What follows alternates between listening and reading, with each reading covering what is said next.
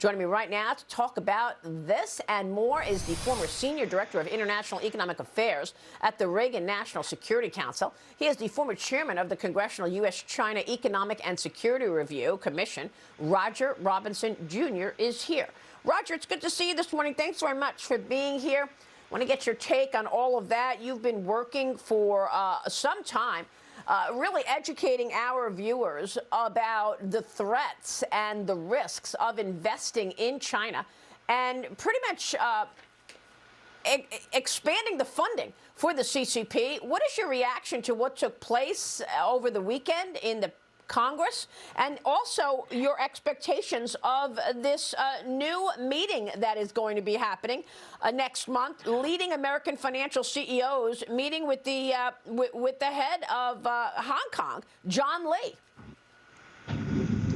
Well, Maria, it was quite a display of thuggery at the party Congress with the removal of Hu Jintao in such a unceremonious way, to say the least.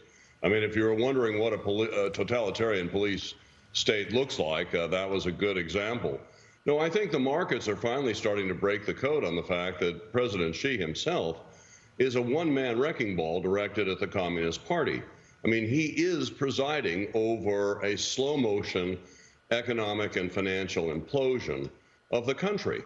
When you look at a few of the particulars, you know, it's a long list we don't have time to go through, but look at Xi's past attacks on the technology sector, of course, gaming, ride-sharing, education. But on the tech sector alone, he lost $1.5 trillion, and the American people took a bath on that too.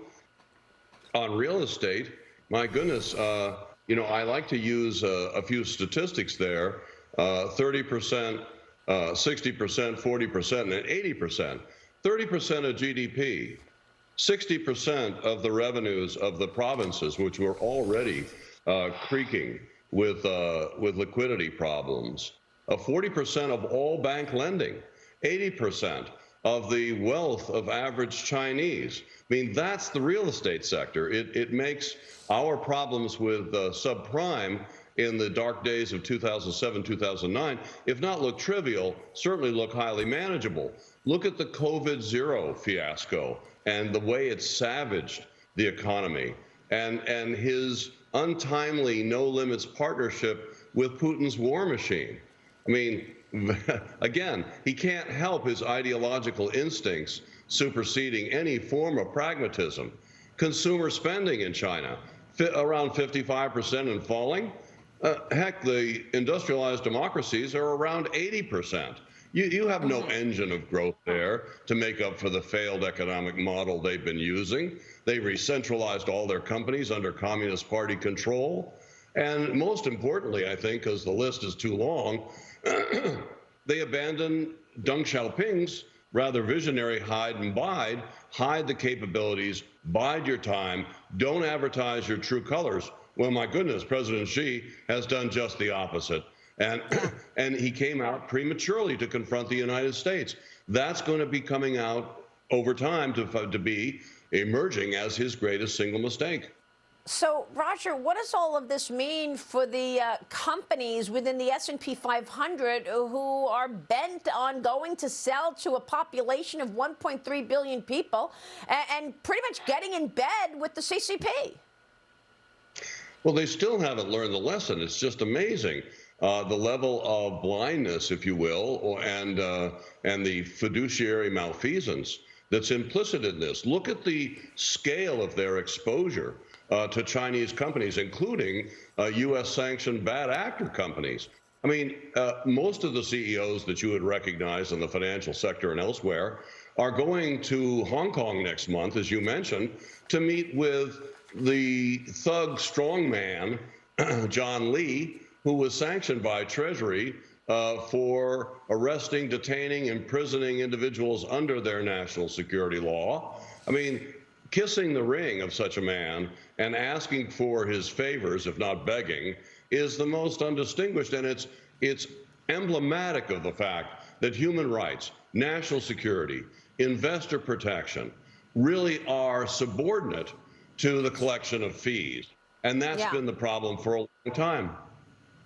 Yeah, it's a great point. I want to get your take on the answer, the response from the United States, because here we are seeing this take place. He's getting more empowered now after the People's Congress, and yet the administration is talking about their CHIPS bill being a significant move to make the United States more independent and not reliant on Chinese chips or chips from Taiwan.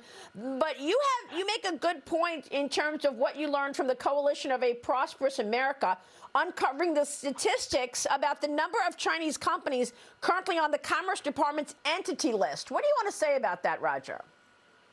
Well, you have about 1,167 Chinese companies on the entity list, which is a presumption of disapproval of getting licenses for American equipment and technology.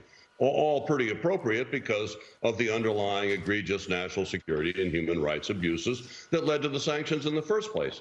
Do we know how many of those same companies are on the OFAC list that prevents them from coming to our capital markets and raising money from scores of millions of unwitting American retail investors? The answer is 16. 16 out of 1,167. That tells you all you need to know. Do you know how many companies total are on that NSCMIC OFAC list that really inhibits your ability to tap the U.S. capital markets? There are 68. It should be more like 1,500 to 2,000. So are we serious about this in the administration, or do we have regulators in Treasury, NEC, and SEC that are in the revolving door, possibly conflicted category? It seems the latter.